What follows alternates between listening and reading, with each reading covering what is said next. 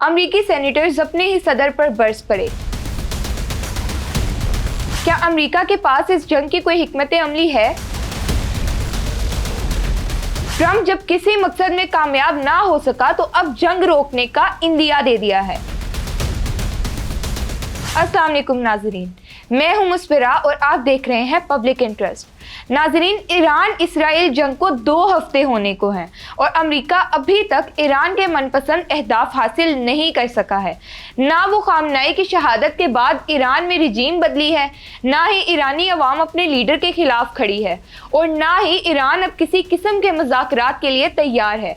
इस वक्त अमेरिका के अंदर ये सूरत हाल है कि अवाम और सेनेटर्स ने ट्रंप हुकूमत को तनकीद का निशाना बनाना शुरू कर दिया है। अमेरिकी सेनेटर क्रिप्स मर्फी ने एक टीवी प्रोग्राम में तनकीद करते हुए कहा है कि सदर ट्रंप की कमजोरी है कि नेतन्याहू ने उन्हें एक नाचाही जंग में धकेल दिया है। वो ट्रंप को इस बात पर राजी करने में कामयाब रहे हैं कि अमेरिका के पास जंग करने के सिवा कोई रास्ता ही नहीं है, जबकि अमेरिका की जंग ये थी ही नहीं। सिर्फ नेतन्याहू खुद चाहते थे कि ईरान पर हमला किया जाए। इस वक्त ना तो ईरान की जोहरी तंसीबात पर हमला किया जा रहा है, ना ही ईरानी लीडरशिप पर, और ना ही अमेरिका अब नए हरमुज खुलवा सकता है। वो अभी तक बंद है। तो इस जंग का क्या जवाब है? ये सारी सूरत हाल अमेरिका की कमजोरी जाहिर करती है कि किस तरह डोनाल्ड ट्रंप ने अपने इत्तेहादियों की बातों में आकर ईरान पर हमला किया है। नाजरीन, इससे कबल भी हमने अमेरिकन मीडिया और सियासतदानों को ट्रंप के इस फैसले पर तनकीद करते देखा है।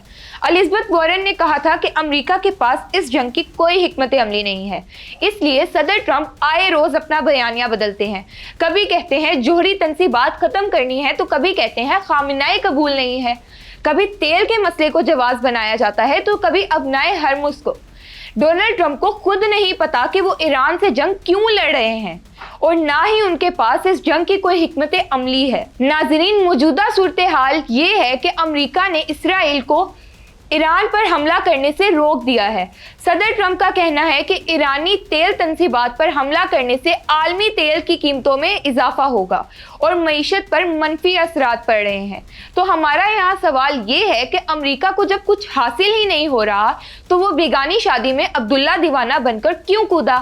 क्या वाकई अमेरिका ये जंग नहीं करना चाहता था और ये सिर्फ इसराइल का दबाव था?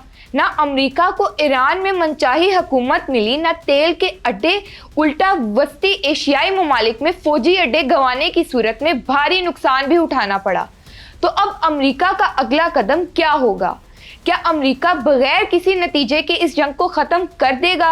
अब बोल ईरान की कोर्ट में होगी और वो अमेरिका से अपने मुतालिबात मनवाएगा। आपकी इस बारे में क्या राय है? कमेंट सेक्शन में ज़रूर बताइएगा। अल्लाह हाफिज़।